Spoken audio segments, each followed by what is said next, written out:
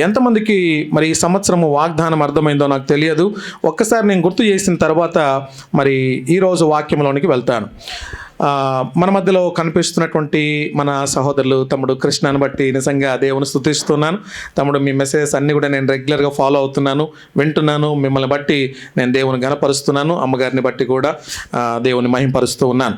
Right, ఈ ఉదయకాల సమయంలో మరి దేవుని వాక్యంలో నుండి మనం దేవుని వాక్యాన్ని ధ్యానం చేయకముందు మరి హబక్కుకు గ్రంథం 3వ అధ్యాయం 2వ వచనాన్ని, అదేవిధంగా మొదటి రాజుల గ్రంథం 8వ అధ్యాయం 56వ వచనాన్ని, ఈ రెండింటిని కూడా మనం కలిపి చదవబోతున్నాం. హబక్కుకు గ్రంథం 3వ అధ్యాయము 2వ వచనము, అదేవిధంగా మొదటి రాజుల గ్రంథం 8వ అధ్యాయం 56వ వచనం. యెహోవా నిన్ను గూర్చిన వార్త విని నేను భయపడుచున్నాను. యెహోవా సంవత్సరములు జరుగుచుండగా నీ కార్యము నూతనపరచుము, సంవత్సరములు జరుగుచుండగా దానిని తెలియజేయుము. కోపించుచునే వాత్సల్యమును జ్ఞాపకమునకు తెచ్చుకొనము. దేవునికి మహిమ కలుగును గాక. మరొక వచనం చదువుదాం. మొదటి రాజుల గ్రంథం 8వ అధ్యాయం 56వ వచనం. చదివేటటువంటి వారు మైక్ దగ్గర పెట్టుకొని, వీలైతే మీ దగ్గర ఇంకొక మౌత్ పీస్ ఉంది, అది కూడా తీసుకొని మీరు వాడొచ్చు. మొదటి రాజులు 8:56. ఎట్లనగా తాను చేసిన వాగ్దానమంతటిని బట్టి ఇశ్రాయేలులకు తన జనులకు నెమ్మది దయచేసిన యెహోవాకు స్తోత్రము కలిగియుండును గాక. తన దాసుడైన మోషే ద్వారా ఆయన చేసిన శుభ వాగ్దానములో ఒక మాటైనా తప్పిపోయినది కాదు. చిన్న మాట ప్రార్థన చేసుకుందాం, తలలు వంచుదాం. దేవుడు మనతో మాట్లాడినట్లుగా ప్రార్థన చేద్దాం. చూడండి, వాక్యము మనుషుల్ని సరిచేసేది, వాక్యము మనుషులకు జీవమునిచ్చేది, వాక్యము ద్వారా మరి నెమ్మది కలుగుతుందని ఇంతకుముందే మనం కీర్తన భాగంలో చదువుకున్నాం. కాబట్టి అలాంటి జీవము కలిగినటువంటి మాటలు మన దగ్గరకు వస్తూ ఉండగా హృదయపూర్వకంగా వాక్యం నిమిత్తమై ప్రార్థన చేసుకుందాం. పరమ తండ్రి, కృతజ్ఞతలు, వందనాలు, స్తోత్రాలు చెల్లిస్తూ ఉన్నాం. ఈ ఉదయకాలము మరొక్కసారి నీ పాదసంధానికి వస్తూ నిన్ను ఆరాధిస్తూ నిన్ను ఘనపరుస్తూ నిన్ను మహింపరుస్తూ ఉన్నాం. వాక్యమైనటువంటి దేవా, నీ వాక్యము చేత నీ ప్రజలతో నీవే మాట్లాడమని ప్రార్థన చేస్తున్నాను తండ్రి. ఎదుగో వాక్యము ద్వారా మేము బ్రతుకుతాము, నీ వాక్యము ద్వారా మాకు నెమ్మది కలుగుతుంది, అది బాధలలో మాకు నెమ్మదిని కలగజేసేది. అలాంటి జీవము కలిగినటువంటి వాక్యము చేత మీరు నన్ను మమ్మల్ని దర్శించమని కృతజ్ఞతలు చెల్లిస్తూ నజరేయుడైన యేసయ్య నామములో మిక్కిలి వినయముతో అడిగి వేడుకుంటున్నాము తండ్రి, ఆమెన్. మరి ఈ 2 వచనాలు కూడా నేను చదివించడానికి ఒక కారణం మనకు కనబడుతూ ఉంది. మొదటి వచనంలో మనం ఏమని చదివామంటే, సంవత్సరములు జరుగుచుండగా నీ కార్యము నూతన పరచుము. అంటే చూడండి, ప్రతి ఇయర్ని కూడా దేవుడు ఏం చేస్తున్నాడు అని చెప్పేసి అంటే నూతన పరిచేవాడుగా మనకు కనబడుతున్నాడు. అంటే ఈ సంవత్సరం లాస్ట్ ఇయర్ ఇలా అయిపోయింది, మరి ఈ కొత్త సంవత్సరంలో ఇలానే ఉంటాము అని చెప్పేసి కాదు, కానీ ఈ సంవత్సరాన్ని దేవుడు ఏం చేస్తాడు అంటే ఇంకా నూతన పరుస్తాడు, నిత్య నూతనముగా తీర్చిదిద్దుతాడు. ఈ నూతన సంవత్సరంలో దేవుడు అనేకమైనటువంటి దీవెనలు, ఆశీర్వాదాలు ఆయన ఇవ్వడానికి ఇష్టపడుతూ ఉన్నాడు. అయితే ప్రియమైనటువంటి వారలారా, మరి ఆయన కార్యములు ప్రతి సంవత్సరంలో కూడా నూతన పరిచేవాడు అని మనం చదువుకున్నాం. అంత మాత్రమే కాదు, కానీ ఆయన వాగ్దానం పట్ల ఎలాంటి వాడుగా ఉన్నాడు అని చెప్పేసి అంటే ఒక్కసారి చూడండి, మొదటి రాజుల గ్రంథం 8:56 ఆ చివరి వచనంలో చూస్తే, ఆయన మరి తన దాసుడైన మోషే ద్వారా ఆయన చేసిన శుభ వాగ్దానములో ఒక మాటైనా తప్పిపోయినది కాదు. ఆయన చేసినటువంటి వాగ్దానములలో ఒక్క మాట కూడా తప్పిపోయినది కాదు అని మనం చూస్తూ ఉన్నాం. అంటే దేవుడు ఏ మాట అయినా తన దాసులకు ఇచ్చాడు అంటే, తన బిడ్డలకు ఇచ్చాడు అని చెప్పేసి అంటే ఒక్క మాట, ఒక సున్నా, ఒక్క పొల్లు అందులో నుంచి తీసివేయడానికి ఆయన ఇష్టపడేవాడు కాదు. ప్రతి మాట కూడా జరిగించడానికి దేవుడు ఇష్టపడుతున్నట్టుగా మనం చూస్తూ ఉన్నాం.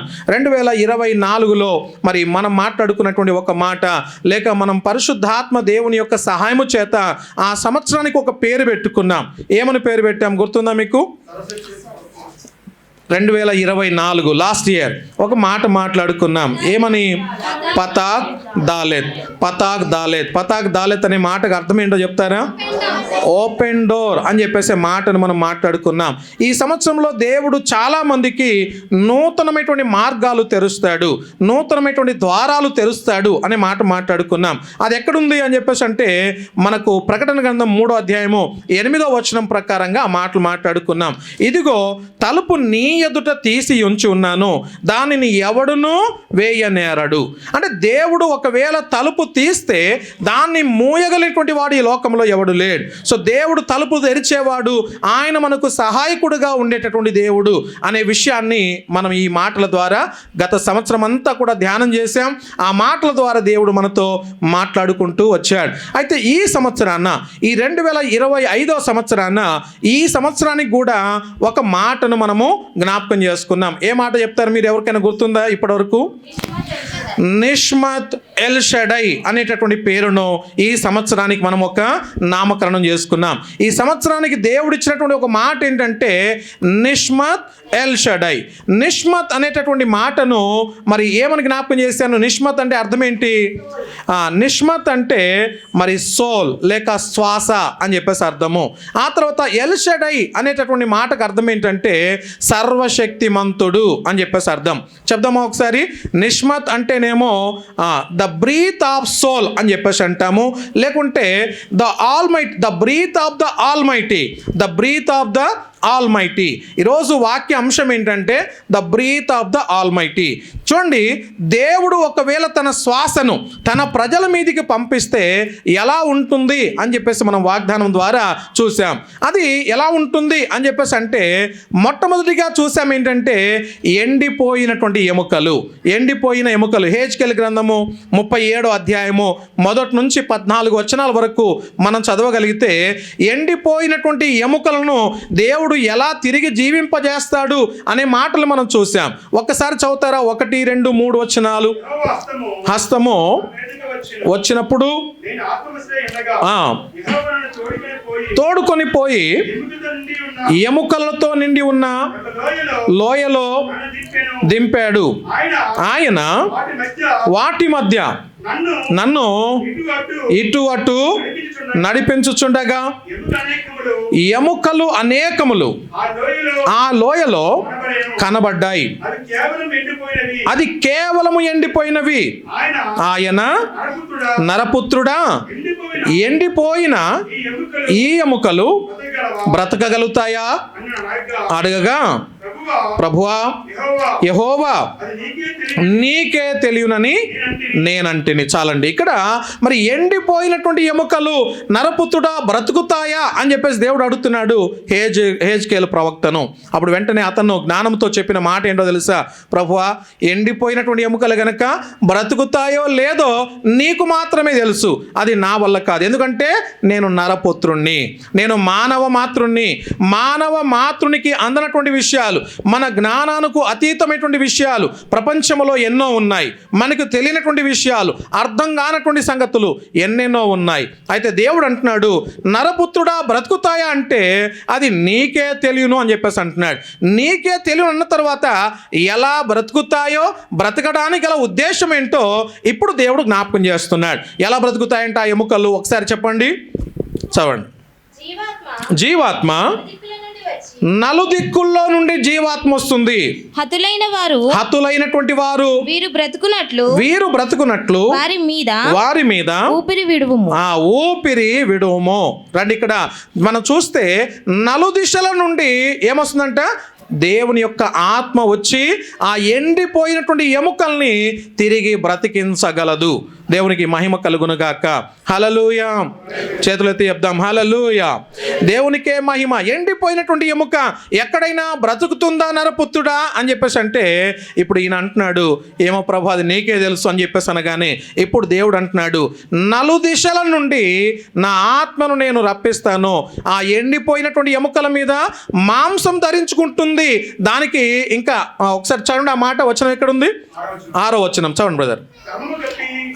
నీ నరమునిచ్చి చర్మము కప్పుతుంది, తర్వాత నీకు నరాలు ఇస్తుంది, మీద నీ మీద ఆత్మ పొదిగి తన ఆత్మను పొదిగి మాంసమును పొదిగి చర్మము మీద కప్పెదెను. నీ మీద కప్పెదను. ఎంత మంచి మాట అండి. సో కాబట్టి దేవుని యొక్క ఆత్మ ఒక మనిషిని కప్పినప్పుడు ఎండిపోయినటువంటి ఎముక కూడా తిరిగి లేస్తుంది. నమ్మిన వారు దేవునికి స్తోత్రం చెప్దాం. హల్లెలూయా. నిజంగా ఎండిపోయినటువంటి స్థితిలో ఉన్నావేమో, ఈ 2024 ఒకవేళ ఏదైనా చేయలేనటువంటి పని, మధ్యలో ఆపేసినటువంటి పని, మధ్యలో వెళుతూ ఇంతవరకే ఆగిపోయి ఇక ముందు నేను చేయలేనేమో అనుకున్నటువంటి పని తిరిగి దేవుడు అంటున్నాడు, తిరిగి జీవింపజేస్తాను. ఎండిపోయినటువంటి ఎముకలను ఆయన బ్రతికించినటువంటి దేవుడు. నరపుత్రుడా నీకు తెలుసా అంటే అది నిజంగా మన జ్ఞానానికి అతీతం. లేదు, ఎందుకంటే మనకు తెలియదు, అది బ్రతుకుతుందో లేదో కూడా మనకు అర్థం కాదు. కానీ దేవుడు అంటున్నాడు, వాటిని నలుదిశల నుంచి నేను ఏమేం తీసుకురావాలో అన్ని తీసుకొస్తాను. మాంసం ఎలా కప్పాలో కప్పుతాను, దానికి నరాలను ఎలా ఇవ్వాలో ఇస్తాను, వాటన్నిటిని చర్మం ఎలా కప్పాలో కప్పుతాను, అలా వాటిని తిరిగి బ్రతికింపజేస్తాను. ఇది ఈ సంవత్సరపు దేవుని యొక్క వాగ్దానము. దయచేసి గమనించండి, మోషేకు దేవుడిచ్చిన ఏ మాట కూడా తప్పిపోలేదు అని మనం ముందుగా చదివాం. దేవుని బిడలకు దేవుడు ఏదైనా ఒక మాట ఇచ్చాడంటే అందులో ఒక్కటి కూడా తప్పిపోదు. ఇప్పటిదాకా తప్పిపోలేదు కూడా. ఎందుకంటే 2024 పతాక్ దాలెత్ అనేటటువంటి మాట మనం నేర్చుకున్నాం. పతాక్ దాలెత్ అంటే మరి ఓపెన్ డోర్ అని చెప్పేసి అనుకున్నాం. ఇంతవరకు ఆయన తీసినటువంటి తలుపు ఎవ్వరు కూడా వేయలేదు. ఇదే ఈ సంవత్సరానికి కూడా దేవుడు మరొక్క మాట, నిష్మత్ ఎల్ షడై. నిష్మత్ ఎల్ షడై అనేటటువంటి మాట, దీనికి అర్థాన్ని ఒక్కసారి నేను జ్ఞాపకం చేస్తాను, చాలా జాగ్రత్తగా విని నేర్చుకుందాం. నిష్మత్ అనేటటువంటి మాటకు అర్థం ఏంటంటే ప్రతి జీవి కూడా దేవుని స్తుతించునుగాక. నిష్మత్ అనే మాట ఆత్మ అని అర్థం, రైట్? ప్రతి ఆత్మ, ప్రతి జీవములైనటువంటి ప్రాణి దేవుని స్తుతిస్తుంది అని చెప్పేసి అర్థము. అంత మాత్రమే కాదు, మరి నేను ఒక అద్భుతమైనటువంటి ఒక పోయం తీసుకున్నాను. అంటే హీబ్రూ లో నుండి మరి జూయిస్ వాళ్ళు, అంటే యూదులు వాళ్ళు నేర్చుకునేటటువంటి ఒక పాట ఉంది.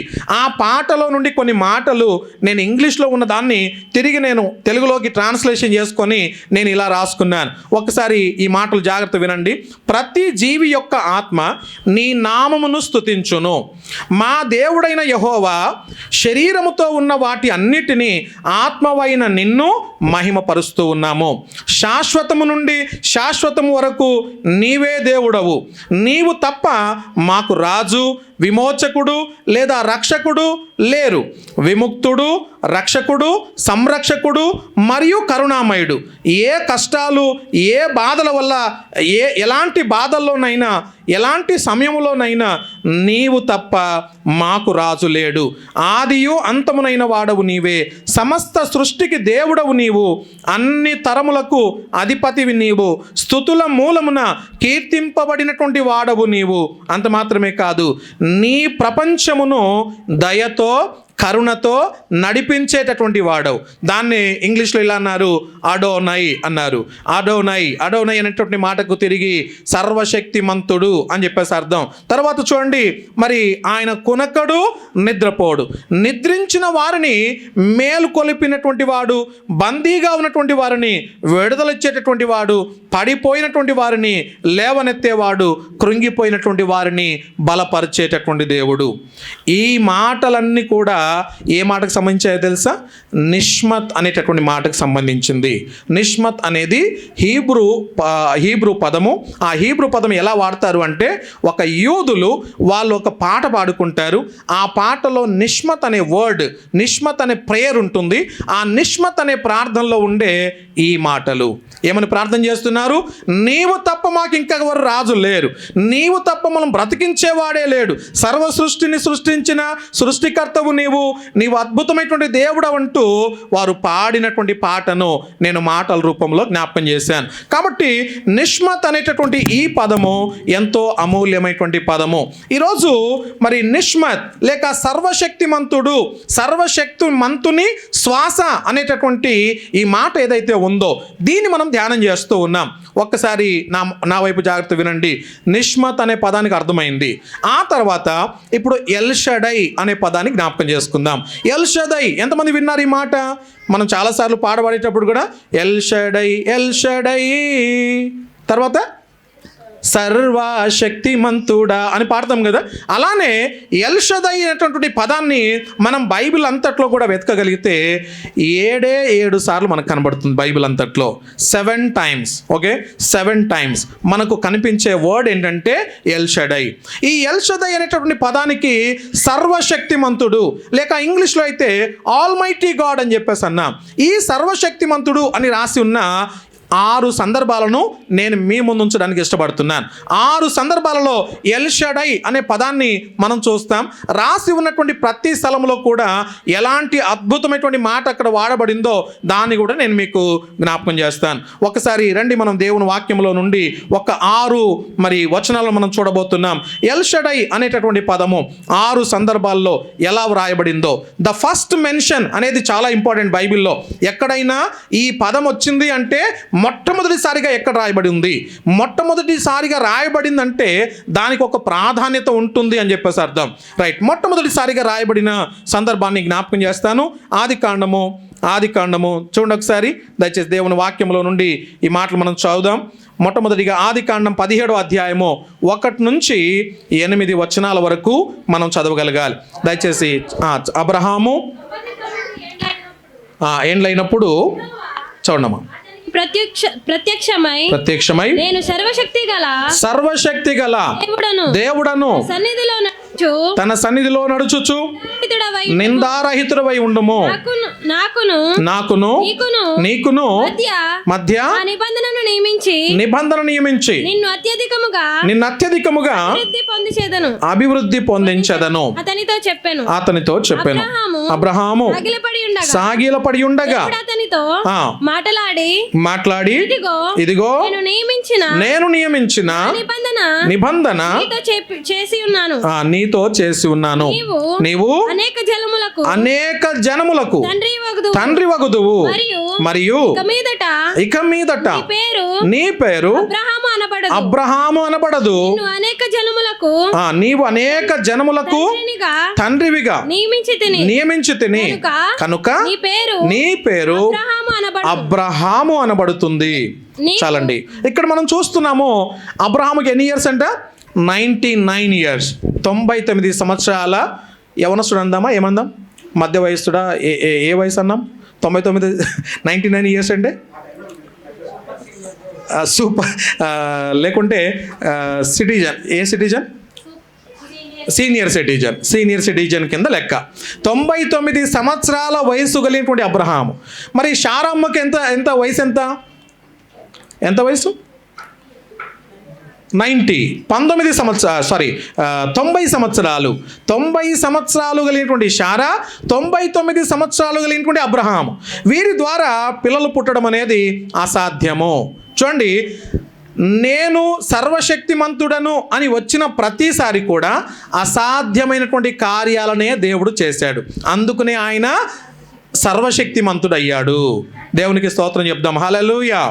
అంటే పిల్లలు పుట్టడం అనేది అసాధ్యమైనటువంటి కార్యం, కానీ దేవుడు దాన్ని సుసాధ్యం చేశాడు, లేక దాన్ని దేవుడు జరిగించాడు. అందుకనే ఆయన సర్వశక్తిమంతుడయ్యాడు. ఒకసారి నా మాట శ్రద్ధగా వినండి, ఆలోచన చేయండి. 3 సందర్భాలు నేను జ్ఞాపకం చేస్తాను.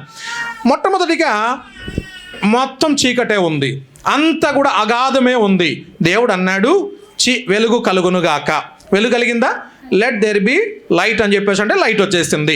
అంటే లైట్ లేనప్పుడు, చీకటి ఉన్నప్పుడు దేవుడు మాట ద్వారా, ఆయన మాటను ఉపయోగించి ఆయన లైట్ను కలగజేసుకున్నాడు. అంటే ఆయన మాట పనిచేసింది. ఆ తర్వాత మానవుడే లేనప్పుడు, ఏమాత్రం కూడా అసలు మనిషి అనేది ఎగ్జిస్టెన్సే లేనప్పుడు, మానవుని యొక్క ఎగ్జిస్టెన్సే లేనప్పుడు, మరి మట్టిని తీసుకొని తర్వాత ఒక రూపాన్నిచ్చి ఆయన ఆత్మను అందులో ఊదినప్పుడు మానవుడు జీవించే ఆత్మ అయ్యాడు. అంటే అక్కడ కూడా దేవుడు ఎలాంటి వాడనిగా మనకు కనబడుతున్నాడంటే టచ్ చేసి ఆయన చేసినటువంటి వాడుగా కనబడుతున్నాడు. ఒకటేమో నోటి ద్వారా కలగజేశాడు, రెండోదేమో ఆయన చేతులతో కలగజేశాడు. ఇక మూడోదిగా మనం ఆలోచన చేయగలిగితే చూడండి, ఆయన ఊపిరి, ఏదైతే తన ఊపిరి ఉందో ఆ ఊపిరిని ఊది మానవుని తయారు చేయడమే కాదు, పడిపోయినటువంటి మానవుని తిరిగి లేపడము కొరకు ప్రభు అయిన యేసు క్రీస్తు వారిని ఈ లోకానికి పంపించడం ద్వారా, రక్షణ ప్రణాళిక సంపూర్తి చేయడం ద్వారా ఆయన సర్వశక్తిమంతుడు అని నిరూపించుకున్నాడు. స్తోత్రం, హల్లెలూయా. ఎంతమందికి అర్థమైందో నాకు తెలియదు. సృష్టి క్రమంలో దేవుడు తన నోటిని ఉపయోగించాడు, తన హస్తాల్ని ఉపయోగించాడు, తన యొక్క ఊపిరిని ఉపయోగించాడు. అంతవరకే, సర్వశక్తిని ఉపయోగించలేదు. అంటే తన బలం మొత్తాన్ని ఉపయోగించలేదు. అనుకుందాం, ఒక చిన్న చీమను ఎత్తడానికి బలమంతా ఉపయోగిస్తామా? ఏం ఉపయోగించాం కదా, చాలా చిన్న బలమైతే సరిపోతుంది. ఇలా అంటే వచ్చేస్తుంది చీమ, అంతే కదా. అలానే దేవుడు సృష్టి మొత్తాన్ని తయారు చేసే క్రమంలో తన సర్వశక్తిని దేవుడు ఉపయోగించలేదు. కేవలము కొద్ది శక్తినే ఆయన ఉపయోగించి సమస్తాన్ని కలగజేశాడు. కానీ ప్రభు అయిన యేసుక్రీస్తు వారిని ఈ లోకానికి పంపించడం ద్వారా, మానవునికి రక్షణను కలగజేయడం ద్వారా తన సర్వశక్తి మంతునిగా నిరూపించుకున్నాడు. ఎలా ఉపయోగించుకున్నాడో కొన్ని మాటలు జ్ఞాపకం చేస్తాను. ఒకసారి ఈ మాటను చదవండి. ఎఫెసీయులకు రాసిన పత్రిక 1వ అధ్యాయం 17వ వచనాన్ని మనము చూడబోతున్నాం. ఎఫెసీయులకు రాసిన పత్రిక 1వ అధ్యాయము 17వ వచనం. ఎఫెసీయులకు రాసిన పత్రిక 1వ అధ్యాయం 17వ వచనం. మరియు వెలిగింపబడినందున ఆయన మిమ్మును పిలిచిన పిలుపు వలనైన నిరీక్షణ ఎట్టిదో పరిశుద్ధులలో ఆయన స్వాస్థ్యము యొక్క మహిమైశ్వర్యం ఎట్టిదో ఆయన క్రీస్తునందు వినియోగపరచిన బలాతిశయమును బట్టి. ఇక్కడ వినండి, సర్వశక్తిమంతుడు అని చెప్పేసి ఎలా అంటున్నాము? మానవునికి రక్షణ ఇవ్వడములో, మానవునికి రక్షణ ఇచ్చే విషయంలో తన బలాతిశయమును ఉపయోగించాడంట, వినియోగించాడు. అంటే సర్వశక్తి మొత్తాన్ని కూడా దేవుడు ధారపోశాడు. సృష్టిని చేసే క్రమంలో ఆయన బలమత్తాన్ని కూడా ఉపయోగించవలసిన పని లేదు. ఆయన నోరు తెరిస్తే చాలు అద్భుతాలు జరిగాయి. లైట్ కలుగునుగాక కలిగింది, భూమి ఆకాశములు కలుగునుగాక కలిగాయి, సముద్రము కలుగునుగాక కలిగింది, సముద్రంలో ఉన్నటువంటి జలచరాలు కలుగునుగాక కలిగాయి. ఇవన్నీ కలగజేసిన దేవుడు తన సర్వశక్తి మంతాన్ని లేక తన సర్వశక్తి మంతునిగా నిరూపించుకునేటటువంటి క్రమం ఎప్పుడు ఏర్పడిందంటే మానవుని యొక్క రక్షణలో, మానవుని యొక్క రక్షించడంలో. ఏమనంట చూడండి ఒకసారి. మీ మనోనేత్రాలు వెలిగింపబడినందున ఆయన మిమ్మును పిలిచిన పిలుపు వలనైన నిరీక్షణ ఎట్టిదో. ఫస్ట్ నిరీక్షణ ఎలాంటిదో అర్థం కావాలి. మానవుని యొక్క మరణం తర్వాత ఏమవుతాడు, ఈ నిరీక్షణ మనకు సరిగ్గా అర్థం కావాలి. ఈరోజు చాలామంది ప్రపంచంలో మానవుడు చనిపోయిన తర్వాత ఎక్కడికి వెళ్తాడు, మానవుని మరణం తర్వాత వాని గతి ఏమవుతుంది అని అడిగి చూడండి. చచ్చినోడు మరి కిందికో మీదికో, లేకుండా చచ్చిపోయినటువంటి వాడు గాలిలో కలిసిపోతుంది. ఇలాంటి మాటలు మనం వింటాం. కానీ బైబిల్ సెలవిస్తున్నటువంటి మాట ఏంటో తెలుసా? మానవుని యొక్క మరణం తర్వాత వాడు సరాసరిగా దేవుని రాజ్యానికి వెళతాడు. రైట్? వాడు చేసినటువంటి ప్రతి క్రియలను బట్టి, అతడు చేసిన ప్రతి క్రియలను బట్టి నరకమా పరలోకం అనేది దేవుడు తన తీర్పులో నిర్ణయించబోతున్నాడు. కాబట్టి ప్రియ దేవుని సంగమా, మరి ఉదయకాల సమయంలో దేవుడు మనతో మాట్లాడుతున్నటువంటి ఈ మాటలు మనం దృష్టిలో పెట్టుకుందాం. మొట్టమొదటి సందర్భము అబ్రహాముకు ప్రత్యక్షమైనప్పుడు ఆయన జ్ఞాపకం చేస్తున్నాడు, నేను సర్వశక్తిమంతుణ్ణి. ఎలా సర్వశక్తిమంతుణ్ణి? నీకు పిల్లలు కావడం అసాధ్యం, అయితే నేను దాన్ని ఇవ్వబోతున్నాను. తన సర్వశక్తిమంతుడిగా నిరూపించుకున్నాడు. రెండవ మాటను చదువుదాం దయచేసి. రెండవ మాటగా అదే ఆదికాండం 28వ అధ్యాయం 3వ వచనం చదువుదాం ఒకసారి. ఆదికాండము 28వ అధ్యాయం 3వ వచనం. సర్వశక్తి గల దేవుడు నిన్ను ఆశీర్వదించి నీవు అనేక జనములగునట్లు నీకు సంతాన అభివృద్ధి కలగజేసి. చూడండి, ఇక్కడ సర్వశక్తిమంతుడు నీకు ఆశీర్వదించి. ఎంత చక్కటి మాట అండి.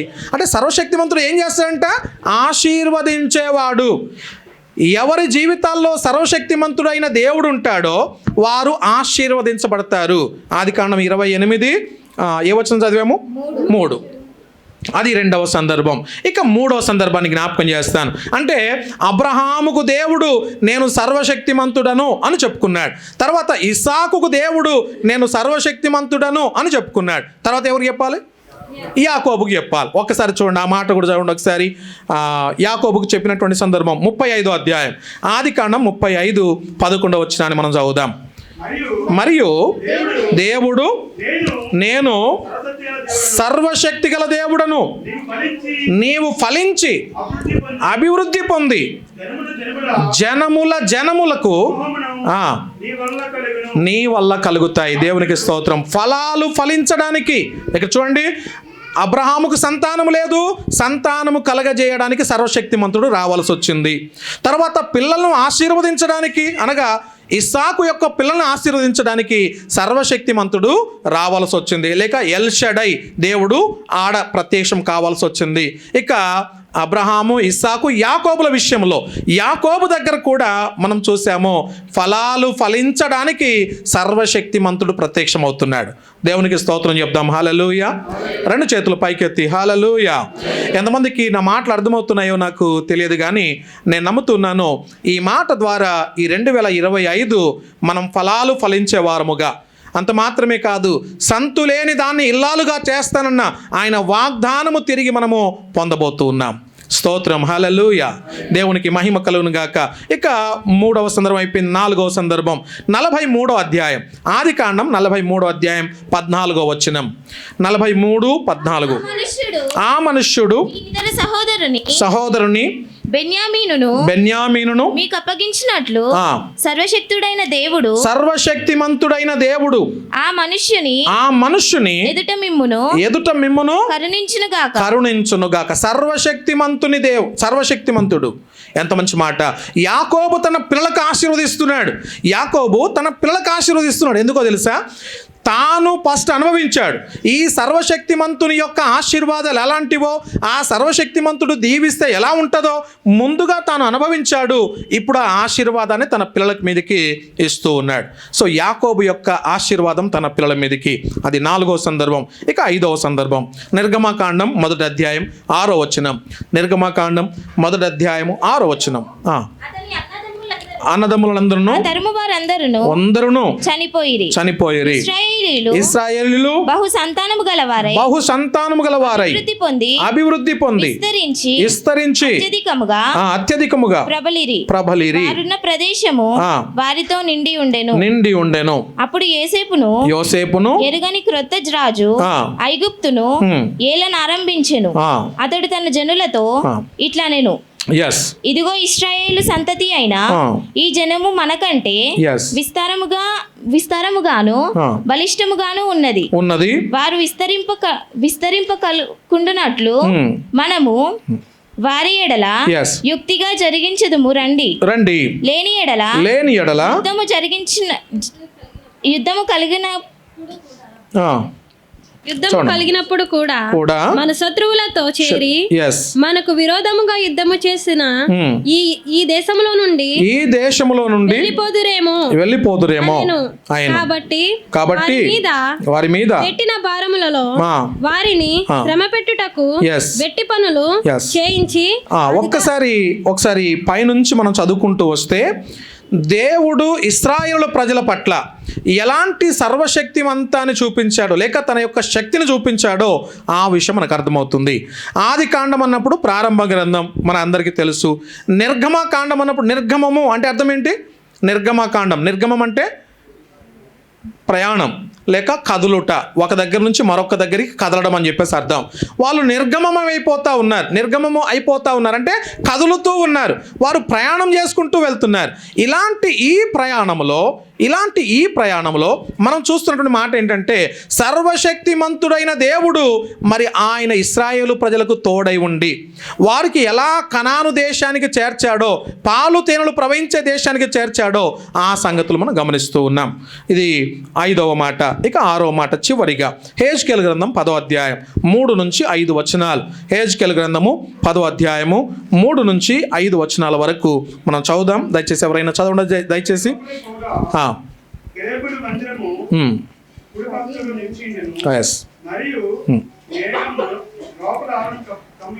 కమ్మి ఉండెను. యెహోవా మహిమ కెరూబుల పైనుండి ఆరోహణమై మందిరపు గడప దగ్గర దిగి నిలిచెను. మరియు మందిరము మేఘముతో నిండెను. ఆవరణమును యెహోవా మహిమతో నిండిన దాయను. తేజో మహిమతో ఎవరైనా దేవుడైన సర్వశక్తుడు పలుకునట్లుగా కేరేబులు కెరూబుల రెక్కల చెప్పుడు రెక్కల చప్పుడు బయట ఆవరణము వరకు వినబడెను.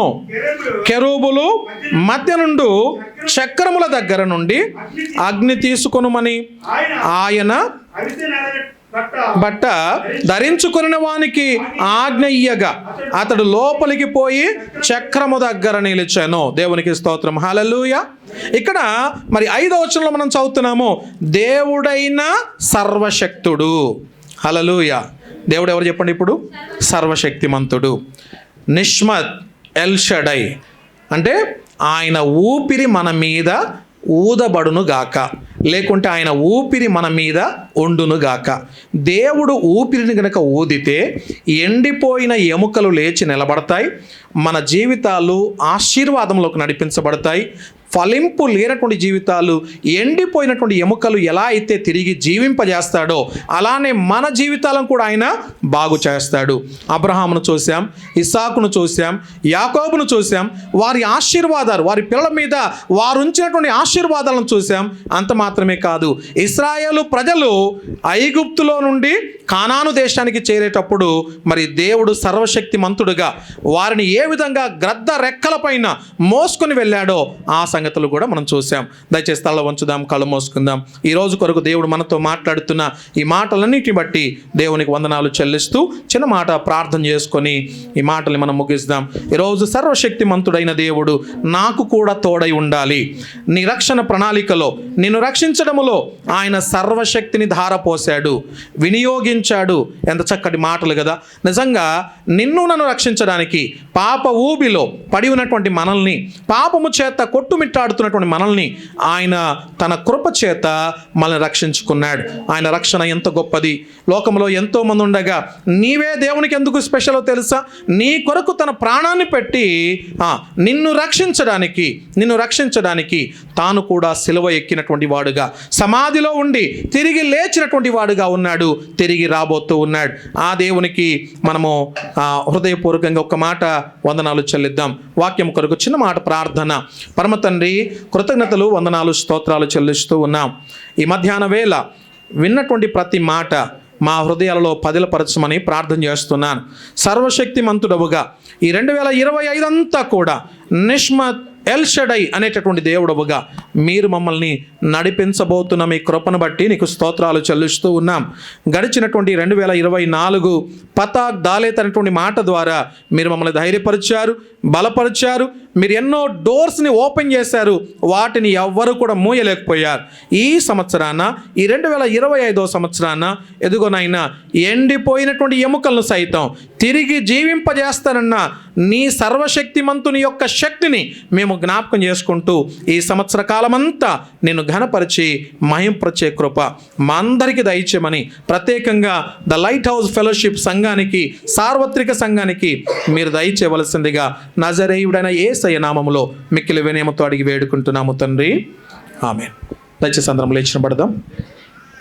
ప్రేమించేదన్ అధికముగా ఆరాధింతున్ ఆశక్తితో, ప్రేమించేదన్ అధికముగా ఆరాధింతున్ ఆశక్తితో, నిన్ను పూర్ణ మనసుతో ఆరాధింతున్, నిన్ను పూర్ణ బలముతో ప్రేమించేదన్, నిన్ను పూర్ణ మనసుతో ఆరాధింతున్, నిన్ను పూర్ణ బలముతో ప్రేమించేదన్. ఆరాధన ఆరాధన ఆరాధన ఆరాధన ఆరాధన ఆరాధన ఆరాధన. ఎబినేజరే ఎబినేజరే ఇంతవరకు ఆదుకున్నావే, ఎబినేజరే ఎబినేజరే ఇంతవరకు ఆదు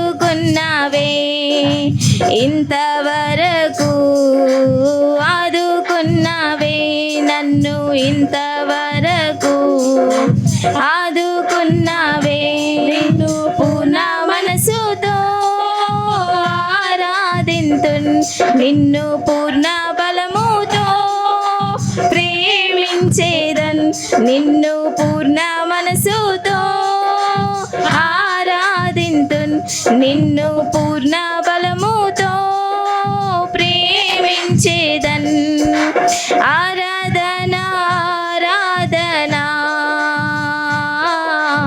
ఆరాధన ఆరాధన ఆరాధన ఆరాధన ఆరాధన. ఎల్రోహి ఎల్రోహి నన్ను చూచవే వందనమయ్యా. ఎల్రోహి ఎల్రోహి నన్ను చూచవే వందనమయ్యా. నీవు నన్ను చూచవే వందనమయ్యా, నీవు నన్ను చూచవే వందనమయ్యా. నిన్ను పూర్ణ మనసుతో ఆరాధించున్, నిన్ను పూర్ణ బలముతో ప్రేమించేదన్, నిన్ను పూర్ణ మనసుతో ఆరాధింతున్, నిన్ను పూర్ణ బలముతో ప్రేమించేదన్. ఆరాధన ఆరాధన ఆరాధన ఆరాధన ఆరాధన ఆరాధన ఆరాధన. యెహోవా రఫా యెహోవా రఫా స్వస్థపరచవే వందనమయ్యా. యెహోవా రఫా యెహోవా రఫా స్వస్థపరచవే వందనమయ్యా. నన్ను స్వస్థపరచవే వందనమయ్యా, నన్ను స్వస్థ వందనమయ్యా. నిన్ను పూర్ణ మనసుతో ఆరాధింతున్, నిన్ను పూర్ణ బలముతో ప్రేమించేదన్, నిన్ను పూర్ణ మనసుతో ఆరాధింతున్, నిన్ను పూర్ణ బలముతో ప్రేమించేదన్. ఆరాధన ఆరాధన ఆరాధన